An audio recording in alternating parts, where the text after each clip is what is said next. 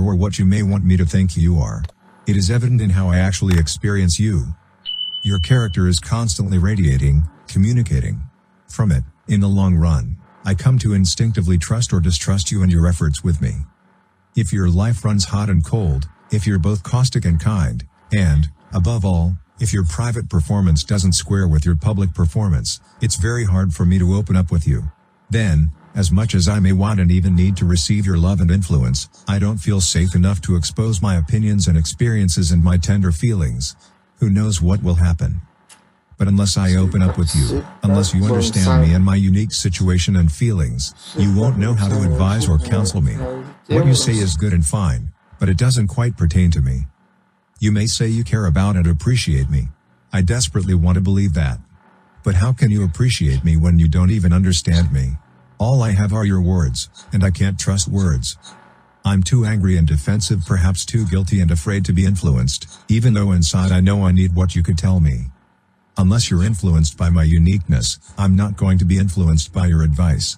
So if you want to be really effective in the habit of interpersonal communication, you cannot do it with technique alone.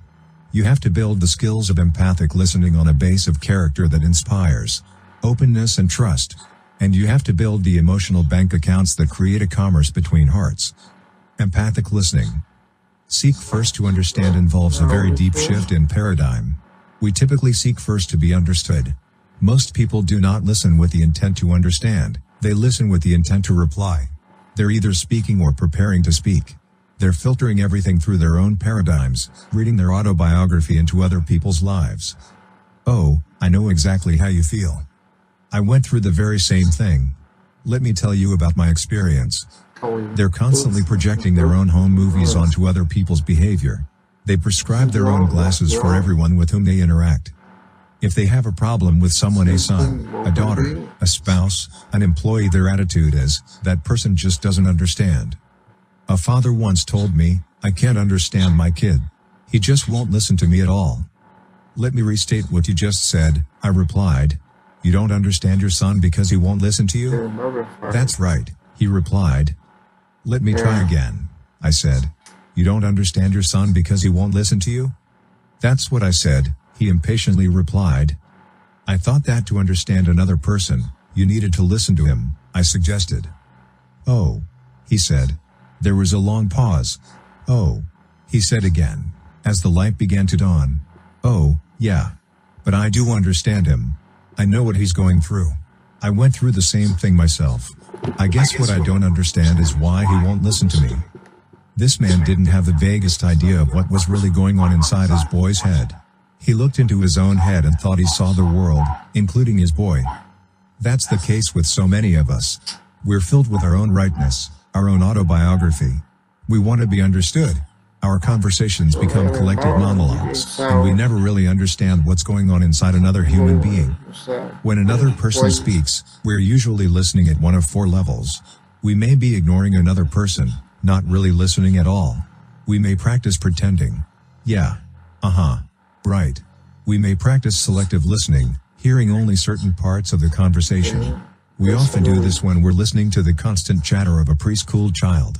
Or we may even practice attentive listening, paying attention and focusing energy on the words that are being said. But very few of us ever practice the fifth level, the highest form of listening, empathic listening. When I say empathic listening, I am not referring to the techniques of active listening or reflective listening, which basically involve mimicking what another person says. That kind of listening is skill-based, truncated from character and relationships, and often insults those listened to in such a way. It is also essentially autobiographical. If you practice those techniques, you may not project your autobiography in the actual interaction, but your motive in listening is autobiographical. You listen with reflective skills, but you listen with intent to reply, to control, to manipulate. When I say empathic listening, I mean listening with intent to understand. I mean seeking first to understand, to really understand. It's an entirely different paradigm. Empathic, from empathy, listening gets inside another person's frame of reference. You look out through it, you see the world the way they see the world, you understand their paradigm, you understand how they feel. Empathy is not sympathy. Sympathy is a form of agreement, a form of judgment. And it is sometimes the more appropriate emotion and response. But people often feed on sympathy. It makes them dependent. The essence of empathic listening is not that you agree with someone. It's that you fully, deeply, understand that person, emotionally as well as intellectually. Empathic listening involves much more than registering, reflecting, or even understanding the words that are said. Communications experts estimate, in fact, that only 10% of our communication is represented by the words we say. Another 30% is represented by our sounds, and 60% by our body language. In empathic listening, you listen with your ears, but you also, and more importantly, listen with your eyes and with your heart. You listen for feeling, for meaning. You listen for behavior. You use your right brain as well as your left. You sense, you intuit, you feel. Empathic listening is so powerful because it gives you accurate data to work with. Instead of projecting your own autobiography and assuming thoughts, feelings, motives and interpretation, you're dealing with the reality inside another person's head and heart. You're listening to understand. You're focused on receiving the deep communication of another human soul. In addition, empathic listening is the key to making deposits in emotional bank accounts, because nothing you do is a deposit unless the other person perceives it as such. You can work your fingers to the bone to make a deposit, only to have it turn into a withdrawal when a person regards your efforts as manipulative, self-serving, intimidating, or condescending because you don't understand what really matters to him. Empathic listening is, in and of itself, a tremendous deposit in the emotional bank account. It's deeply therapeutic and healing because it gives a person psychological air. If all the air were suddenly sucked out of the room you're in right now, what would happen to your interest in this book? You wouldn't care about the book, you wouldn't care about anything except getting air. Survival would be your only motivation. But now that you have air, it doesn't motivate you. This is one of the greatest insights in the field of human motivation. Satisfied needs do not motivate. It's only the unsatisfied need that motivates. Next to physical survival, the greatest need of a human being is psychological survival, to be understood, to be affirmed, to be validated, to be appreciated. When you listen with empathy to another person, you give that person psychological air. And after that vital need is met, you can then focus on influencing or problem solving.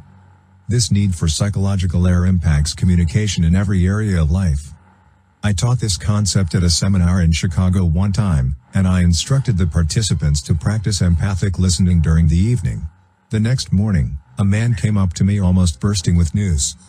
"Let me tell you what happened last night," he said. "I was trying to close a big commercial real estate deal while I was here in Chicago. I met with the principals, their attorneys, and another real estate agent who had just been brought in with an alternative proposal. It looked as if I were going to lose the deal. I had been working on this deal for over 6 months and, in a very real sense, all my eggs were in this one basket. All of them. I panicked. I did everything I could. I pulled out all the stops. I used every sales technique I could. The final stop was to say, could we delay this decision just a little longer? But the momentum was so strong and they were so disgusted by having this thing go on so long, it was obvious they were going to close. So I said to myself, well, why not try it? Why not practice what I learned today and seek first to understand, then to be understood? I've got nothing to lose. I just said to the man, let me see if I really understand what your position is and what your concerns about my recommendations really are. When you feel I understand them, then we'll see whether my proposal has any relevance or not. I really tried to put myself in his shoes. I tried to verbalize his needs and concerns, and he began to open up. The more I sensed and expressed the things he was worried about, the results he anticipated, the more he opened up. Finally, in the middle of our conversation, he stood up, walked over to the phone, and dialed his wife. Putting his hand over the mouthpiece, he said, "You've got the deal." I was totally dumbfounded, he told me. I still am this morning. He had made a huge deposit in the emotional bank account by giving the man psychological air. When it comes right down to it, other things being relatively equal, the human dynamic is more important than the technical dimensions of the deal. Seeking first to understand, diagnosing before you prescribe, is hard. It's so much easier in the short run to hand someone a pair of glasses that have fit you so well these many years. But in the long run, it severely depletes both P and PC. You can achieve maximum interdependent production from an inaccurate understanding of where other people are coming from. And you can't have interpersonal PC. High emotional bank accounts if the people you relate with don't really feel understood. Empathic listening is also risky. It takes a great deal of security to go into a deep listening experience because you open yourself up to be influenced. You become vulnerable. It's a paradox, in a sense, because in order to have influence, you have to be influenced. That means you have to really understand. That's why habits 1, 2, and 3 are so foundational. They give you the changeless inner core, the principal center, from which you can handle the more outward vulnerability with peace and strength. Diagnose before you prescribe. Although it's risky and hard, seek first to understand, or diagnose before you prescribe, is a correct principle manifest in many areas of life. It's the mark of all true professionals. It's critical for the optometrist. It's critical for the physician. You wouldn't have any confidence in a doctor's prescription unless you had confidence in the diagnosis. When our daughter Jenny was only 2 months old, she was sick one Saturday, the day of a football game in our community that dominated the consciousness of almost everyone. It was an important game, some 60,000 people were there. Sandra and I would like to have gone, but we didn't want to leave little Jenny. Her vomiting and diarrhea had us concerned. The doctor was at that game. He wasn't our personal physician, but he was the one on call. When Jenny's situation got worse, we decided we needed some medical advice. Sandra dialed the stadium and had him paged. It was right at a critical time in the game, and she could sense an officious tone in his voice. "Yes?" he said briskly. "What is it?" "This is Mrs. Covey, doctor, and we're concerned about our daughter, Jenny." "What's the situation?" he asked. Sandra described the symptoms, and he said, "Okay. I'll call in a prescription," which is youth pharmacy. When she hung up, Sandra felt that in her rush she hadn't really given him full data, but that what she had told him was adequate. "Do you think he realizes that Jenny is just a newborn?" I asked her. "I'm sure he does," Sandra replied. "But he's not our doctor. He's never even treated her." "Well, I'm pretty sure he knows." "Are you willing to give her the medicine unless you're absolutely sure he knows?" Sandra was silent. "What are we going to do?" she finally said. "Call him back," I said. "You call him back," Sandra replied. So I did. He was paged out of the game once again. "Doctor," I said, "when you called in that prescription, did you realize that Jenny is just 2 months old?" "No," he exclaimed. "I didn't realize that. It's good you called me back. I'll change the prescription immediately." If you don't have confidence in the diagnosis, you won't have confidence in the prescription. This principle is also true in sales. An effective salesperson first seeks to understand the needs, the concerns, the situation of the customer. The amateur salesman sells products, the professional sells solutions to needs and problems. It's a totally different approach. The professional learns how to diagnose, how to understand. He also learns how to relate people's needs to his products and services. And he has to have the integrity to say, "My product or service will not meet that need if it will not." Diagnosing before you prescribe is also fundamental to law. The professional lawyer first gathers the facts to understand the situation, to understand the laws and precedents, before preparing a case. A good lawyer almost writes the opposing attorney's case before he writes his own. It's also true in product design. Can you imagine someone in a company saying, "This consumer research stuff is for the birds. Let's design products." In other words, forget understanding the consumer's buying habits and motives, just design products. It would never work.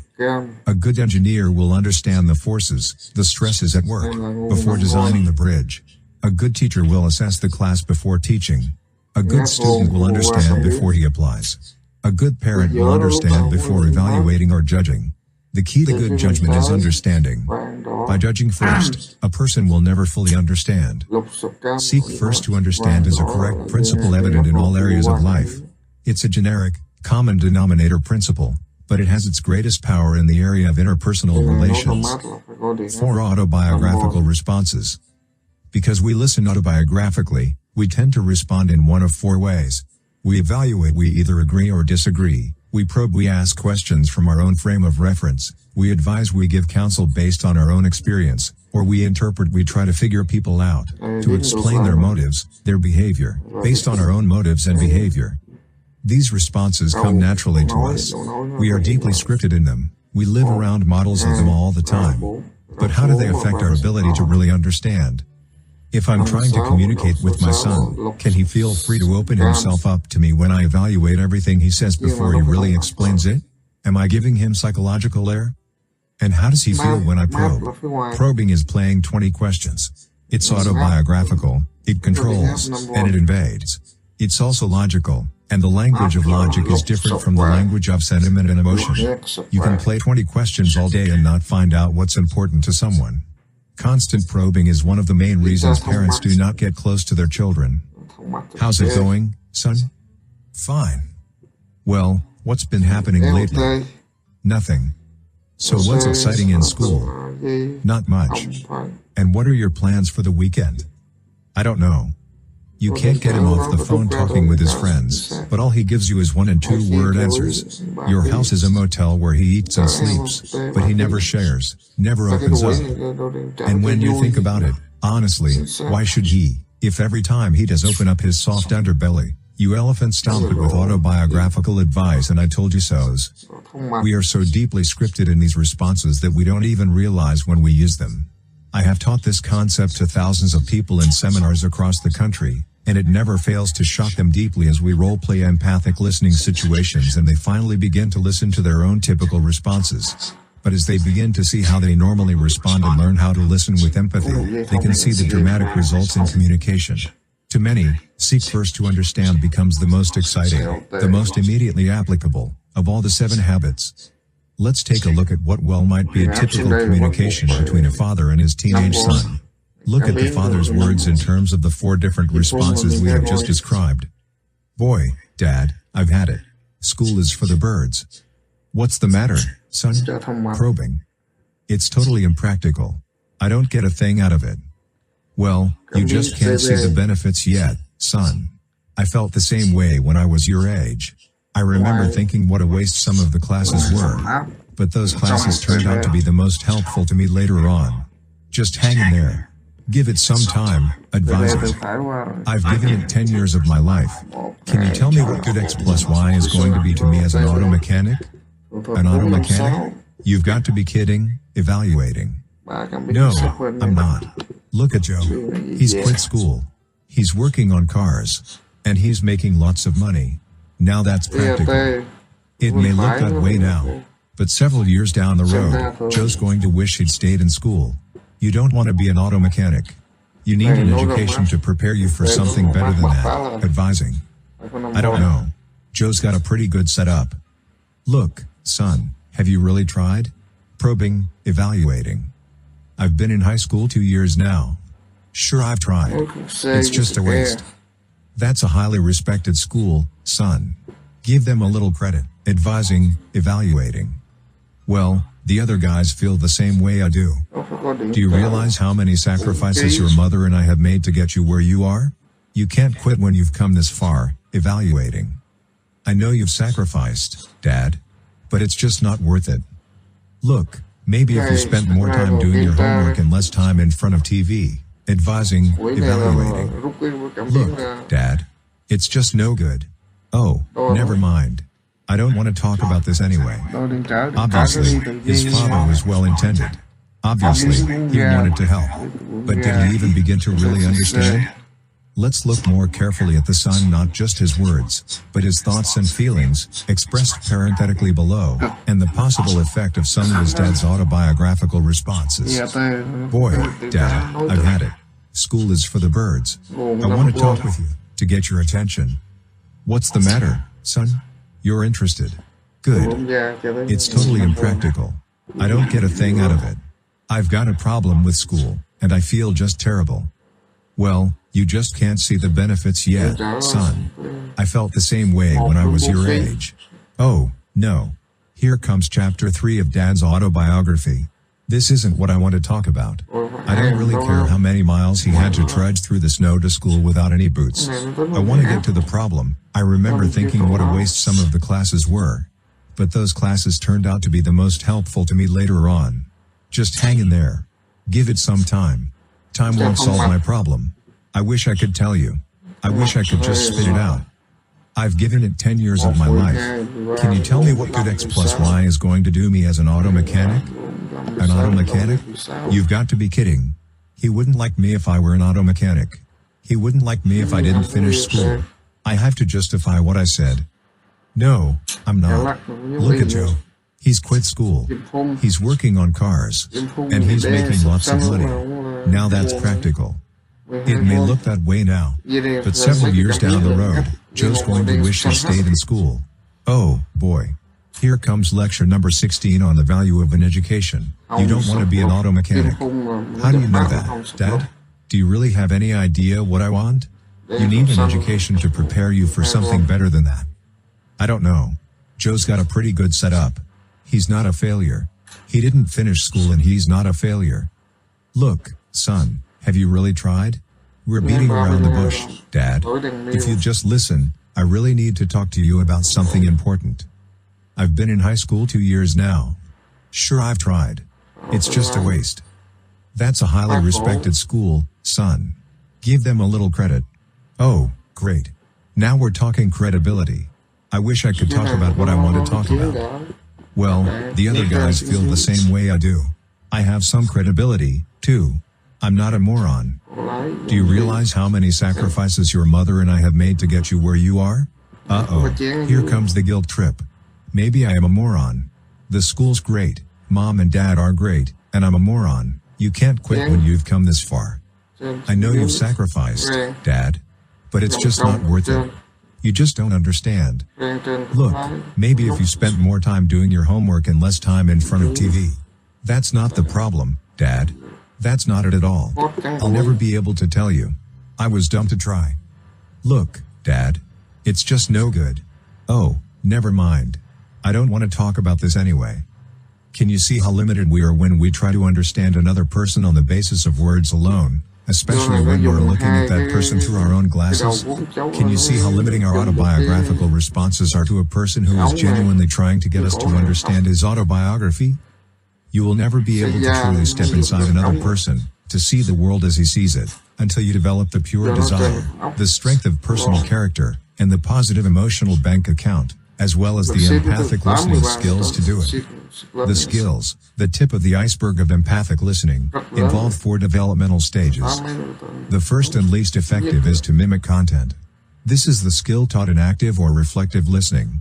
Without the character and relationship base, it is often insulting to people and causes them to close up. It is, however, a first stage skill because it at least causes you to listen to what's being said.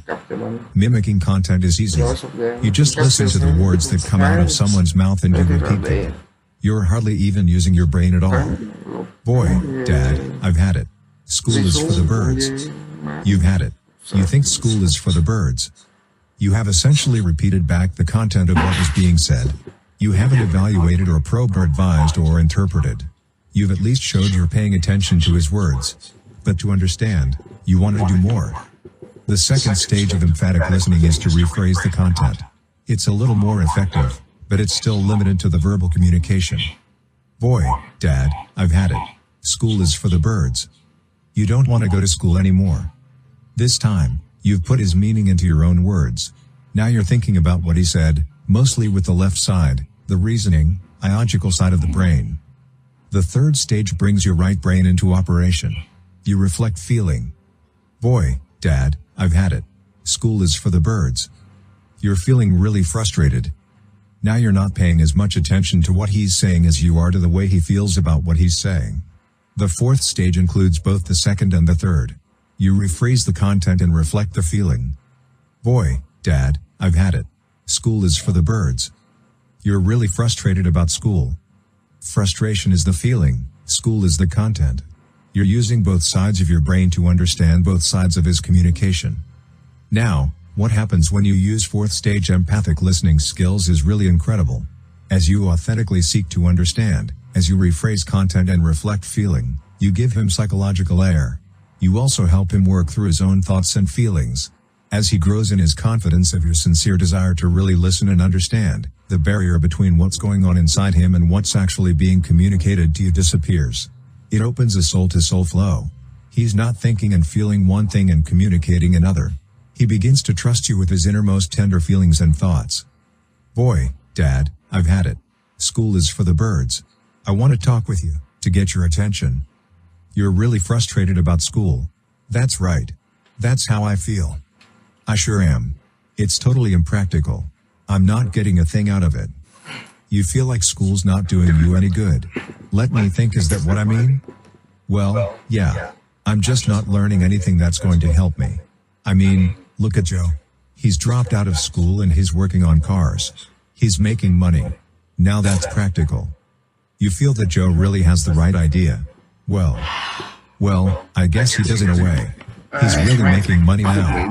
But in a few years, I bet he'll probably be ticked off at himself. You think Joe's going to feel he made the wrong decision? He's got to. Just look at what he's giving up.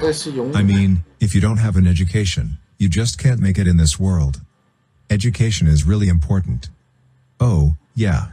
I mean, if you don't have a diploma, if you can't get jobs or go to college, what are you going to do? You've just got to get an education. It's important to your future.